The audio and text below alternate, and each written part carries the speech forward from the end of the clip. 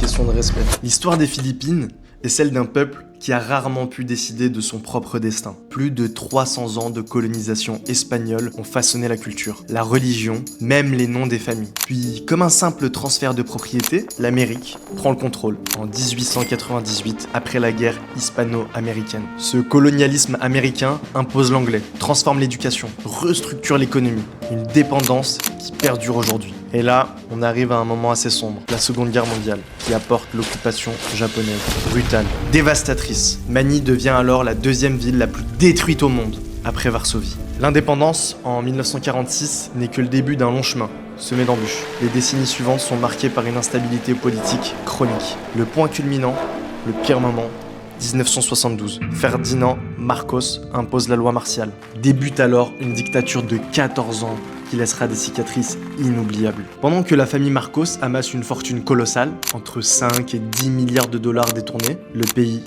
lui, s'enfonce dans la pauvreté. En 1986, Marcos est forcé à l'exil, suite à la révolution du pouvoir du peuple. C'est ce qui va marquer un tournant. Mais le problème, c'est que les structures de pouvoir, les inégalités, elles persistent. Et les années qui vont suivre sont un mélange de progrès fragiles et de crises répétées. Corruption, conflits armés dans le sud, et aujourd'hui encore, environ 20% de la population qui vit sous le seuil de pauvreté. Cette histoire explique en grande partie ce qu'on observe aujourd'hui. Cette présence des armes, ces mesures de sécurité extrêmes, mais c'est aussi ce qui explique cette résilience incroyable des Philippins.